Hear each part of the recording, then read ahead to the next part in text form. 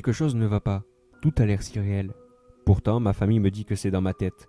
J'essaye de m'en persuader, mais rien n'y fait. Je crois qu'il se passe quelque chose.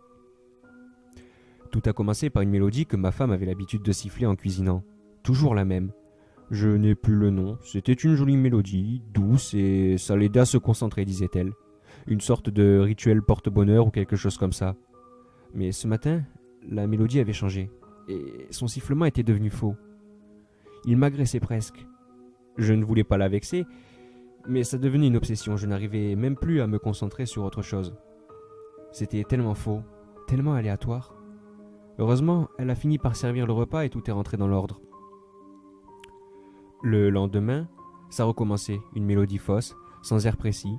Cette fois, je n'ai pas pu m'en empêcher et je lui ai demandé quelle était cette mélodie et pourquoi elle avait changé sa chanson fétiche. Elle a alors marqué un temps d'arrêt et s'est retournée vers moi, les yeux ronds et les sourcils haussés. « De quoi tu parles ?» m'a-t-elle demandé. « J'ai toujours sifflé la même chose depuis qu'on se connaît. » Une sensation de malaise s'est alors emparée de moi, comme si tout mon sang s'était figé en une seconde. J'ai ri nerveusement et je suis retourné à mes activités comme si de rien n'était. Du moins, j'ai essayé.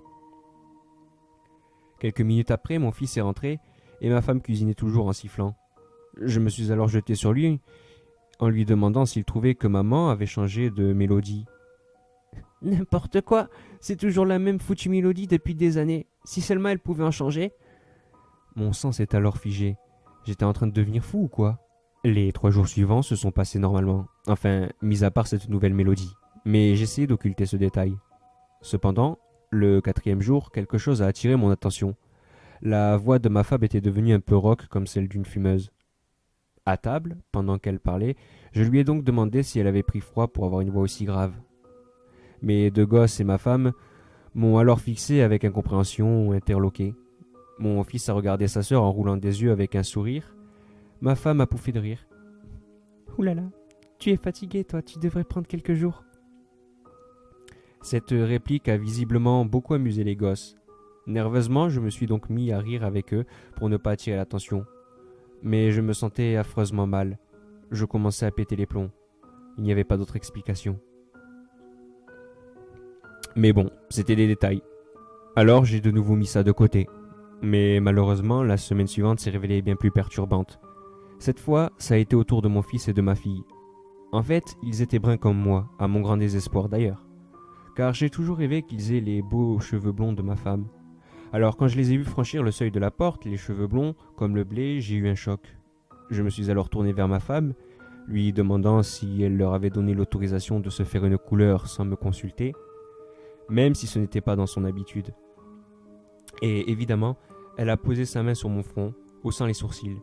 « Chérie, je commence vraiment à m'inquiéter, je pense que tu devrais consulter. » Repoussant sa main, j'ai persisté dans ma demande d'explication. Sa réponse m'a alors fait froid dans le dos. « Tu sais bien que nos enfants ont toujours été blonds. » Résolu, j'ai le jour même pris rendez-vous chez mon psy qui m'avait soigné pour une dépression il y a 2 ans de ça. Une fois là-bas, j'ai évidemment voulu lui serrer la main, mais avec stupéfaction, je me suis rendu compte qu'à la place de son bras droit, il n'y avait qu'un moignon. Voyant mon trouble, il me jeta un regard peu amical. Je l'avais visiblement froissé. Je suis désolé, je ne savais pas pour votre bras. Que vous est-il arrivé si ce n'est pas trop indiscret?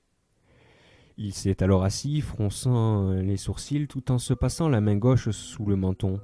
Un accident quand j'avais 5 ans. Depuis le temps, vous devriez vous en rappeler, non? Frappé de plein fouet par cette déclaration, j'étais pétrifié, liquéfié sur ma chaise, ne sachant plus que répondre. Voyant ma détresse, il soupira puis essaya de me le rappeler. On en avait parlé à plusieurs reprises. Il m'arrivait de faire le parallèle entre mon membre manquant et votre manque de confiance en vous. Voyant que cela ne m'aidait pas du tout, il a poursuivi. Rappelez-vous, je vous disais qu'à chaque malheur, il y a une solution. Mais rien n'y faisait. Je le voyais toujours me serrer la main, au début et à la fin de chaque séance. Il était droitier et non pas gaucher, et était donc censé avoir sa main, bordel! Inquiété par mon état de confusion, il m'a prescrit un traitement. Pour lui, c'était sans doute le stress qui parasitait mon esprit. Mais pour moi, c'était des conneries. Je n'étais pas du tout stressé. Mais bon, C'était quand même lui le professionnel, alors j'ai pris mon traitement. 2 semaines plus tard, rien n'avait vraiment changé. Ma femme avait toujours cette voix rauque, sifflait toujours cette horrible mélodie, et mes gosses étaient toujours blonds. Mais au moins, rien ne s'était ajouté au tableau. Du moins, avant ce fameux après-midi où ma fille est revenue du collège. À première vue, rien n'avait changé jusqu'à ce qu'elle me sourie. Elle, qui avait toujours eu un sourire magnifique, les dents blanches et bien alignées, m'offrait aujourd'hui un spectacle bien différent. Des dents courtes et étroites, espacées de plusieurs millimètres, étaient alignées là où hier encore se tenait une dentition éclatante. C'était horrible. Et elle continuait de sourire, la bouche grande ouverte. Et tout le monde la regardait comme si tout était normal, putain. Je n'ai pas pu m'en empêcher. Je l'ai coupée alors qu'elle racontait sa journée à sa mère. « Il s'est passé quoi avec tes dents? N'allez pas encore me dire que c'est normal. » Tous étaient ébahis. Ma fille est alors tombée en sanglots et a couru dans sa chambre, suivie de ma femme qui m'a lancé un regard noir avant de disparaître dans la cage d'escalier. Seul mon fils était resté là à me fixer, l'air ahuri. « C'est quoi ton problème depuis quelque temps? Tu sais bien qu'elle a une malformation depuis sa naissance. C'est déjà assez dur pour elle, et toi t'en rajoutes. » Furieux, il s'est à son tour levé pour la rejoindre. Je me suis alors affalé sur le canapé, la bouche ouverte, les yeux dans le vide. Je devenais fou. J'ai eu l'impression d'être entouré d'étrangers. Un éclair m'a alors traversé l'esprit. Les photos. On avait des photos sur tous les murs de la maison et des albums pleins dans le meuble du salon. Me levant d'un bond, j'ai commencé par aller voir celles des enfants accrochées sur le mur. Les larmes me sont montées aux yeux presque immédiatement. Leurs cheveux étaient plus blonds que jamais, et la bouche grande ouverte de ma fille abritait ses affreuses petites dents qui paraissaient presque affûtées sur cette photo. C'est la dernière chose dont je me souvienne avant mon blackout. D'après ma femme, j'ai perdu connaissance pendant presque 4 heures. Dès mon réveil, j'ai espéré que tout cela n'était qu'un mauvais rêve, que j'allais voir le beau sourire de ma fille et entendre la douce voix de ma femme d'ici quelques instants. Au lieu de ça, je ne vis que mon fils, les bras croisés, assis sur le fauteuil du côté adjacent. Il me fusillait du regard. Je me suis redressé tant bien que mal, et la tête me tournait horriblement. « Ça va, mon grand ?»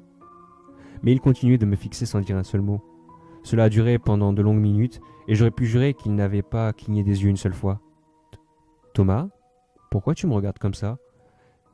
Si c'est par rapport à ta sœur, je suis désolé. » Il s'est alors mis à rire, même si ça n'avait rien à rire normal. On aurait dit un fou. Ses yeux étaient presque révulsés, et son corps se contractait bizarrement. Il s'est mis à taper sur le fauteuil avec une violence que je ne lui connaissais pas. Ma femme m'a alors déboulé, comme une furie dans la chambre, les bras en avant, suppliant mon fils de se calmer, que tout allait bien se passer. Il s'est légèrement apaisé. Au même moment, ma fille est arrivée en courant dans la chambre, les mains sur la tête. « Putain, je suis désolée !» Ma femme s'est retournée vers elle, furieuse. « Marie, tu sais très bien qu'il ne faut jamais laisser la porte ouverte. Jamais. J'espère que t'es contente de toi. » Elle a alors tenté de ramener mon fils, dont la bave coulait du coin de la bouche. Il me fixait toujours sans délicatesse et je me suis alors exclamé « C'était quoi ça ?» Ma fille a momentanément semblé surprise par ma question, avant de secouer la tête. Tu bosses tellement que tu ne te rends même pas compte de la situation. Elle m'a alors appris que son frère était autiste depuis toujours, puis sans un mot de plus, elle m'a laissé seule avec mon incompréhension. Depuis, je suis là. Je vis avec une femme dont la voix m'est inconnue, une fille à la mâchoire difforme, et un fils autiste assisté dans chaque tâche quotidienne par sa mère. Et moi, je suis spectateur, tentant de ne rien laisser paraître face à ces inconnus. Je ne saurais dire si c'est mon cerveau qui se déglingue ou si c'est quelque chose de plus compliqué que ça. Mais en faisant quelques recherches, je me suis rendu compte que je n'étais pas le seul. J'ai recensé beaucoup de cas similaires aux miens.